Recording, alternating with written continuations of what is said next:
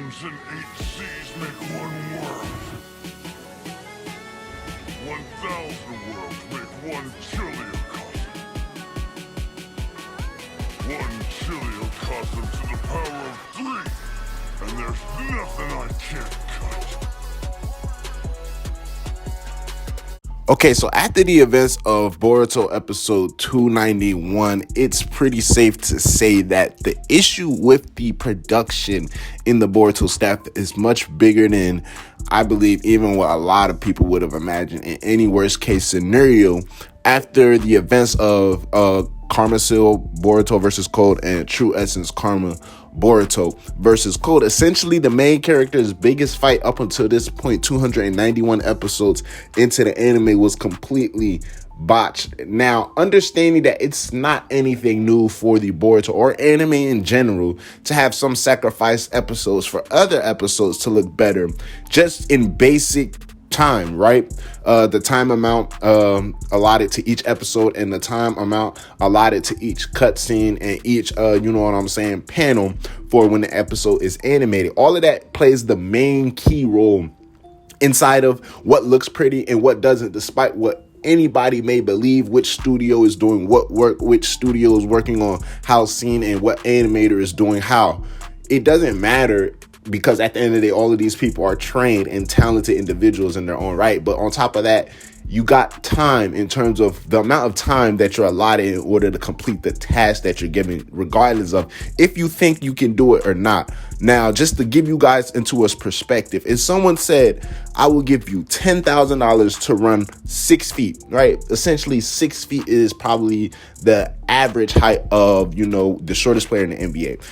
When you look at it, 6 feet isn't long at all. Probably most convertibles, most automobile cars are actually longer than 6 feet. So saying running from one end of a car to another for $5,000, right, is crazy. Now, if someone said run from one end of the car to the other end in 0.0 seconds, or let's just say 2 seconds, right, or 1 second even, let's say, because I believe 2 seconds is pretty feasible in a lot of above average cases, but just say a second. They give you a second to run the length of your typical SUV to make it from one end to the other. You're looking at it like, now, well, you're giving me something that's completely possible. I can definitely do that, run from one end of the car to the other, but you're only giving me 1 second to do so. So now I can only give you so much with the so little time I've been given, just to give you guys a perspective. So that's basically what the animators are dealing with. Now, in terms of dealing with this True Essence Code, the anime episode actually had beautiful art style. Now, this is not me to complain about what you're seeing all over the timeline as of the release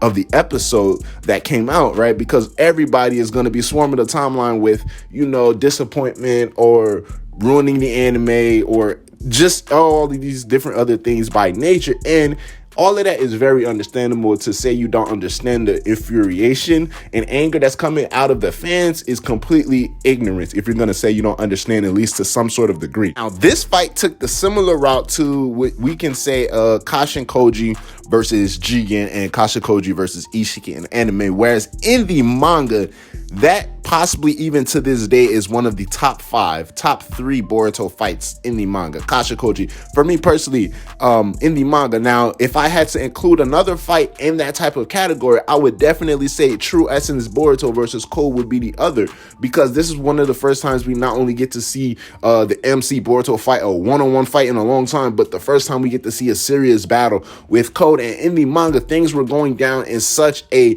climactic pace to the point where each panel we read, we saw it was just imagined upon in such a grandioso type of ordeal in terms of being completely executed, versus literally we got the same thing what we got for Kashin Koji and Ishiki. Now, just to say what it actually was, which is a 1-to-1 for the fight, they didn't cut any scenes out and they definitely didn't add any scenes. They adapted the fight exactly how it is and gave the animation exactly what we got. Now, the real issue, like I already stated, does definitely lie in with the production time, the time allotted in order to actually complete said episodes. But then we look at not only that, but just a lot of the behind the scene factors that also places in. Well, if this is one of the few arcs that began production in October, right? And we've only been 6 to 7 episodes in this arc so far, 5, I believe.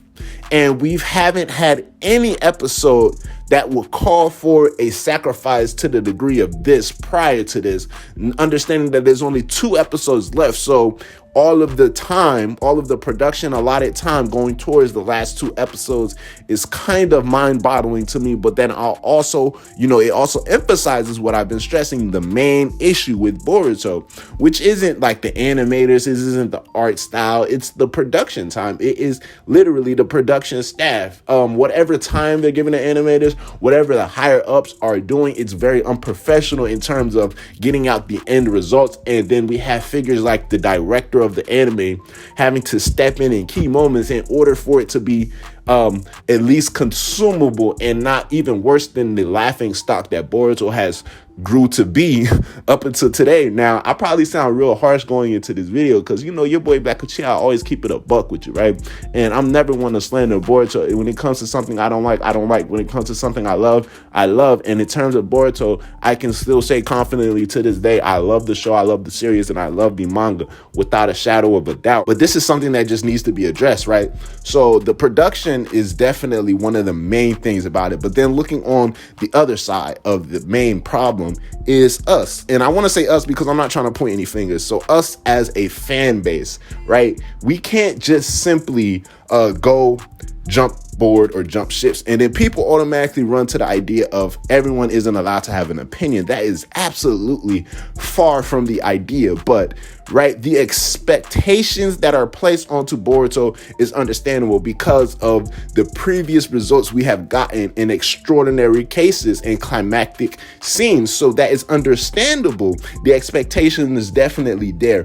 However, understanding the degree of to which, fans placed entitlement into a show that I can guarantee probably 65% of you guys have no funds or payment interest in terms of support towards the show. You guys don't do any of that. So the entitlement that fans feel to this day is completely mind-boggling to me. And that's part of the issue right there, because it takes narratives and then it runs with the narrative and it completely destroys the true essence, no pun intended, of the show. Now, with all of that being said, I notice all of those flaws and you hear the complaints that I have given to you throughout this video. I can still say it was a good episode. It was a very, very good episode.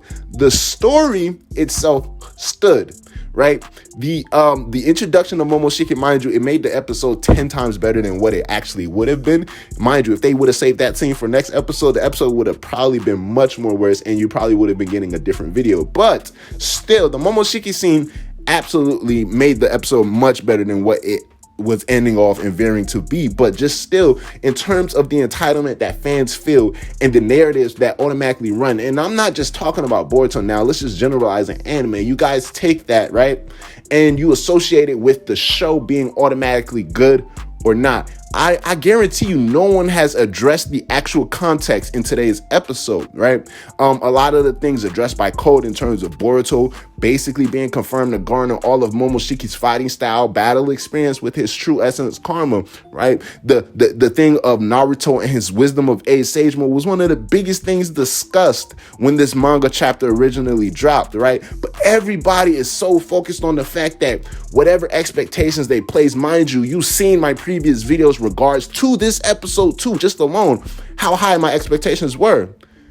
But everybody is going to take for the mere fact that your expectations weren't met and take away from whatever fruits the labor of the episode actually produced to us, right? So we actually got good storytelling content. The story itself isn't taking an axe. Now, the execution and quality of the visuals is definitely taking the downside and getting the short end of the stick, and that's unfortunate.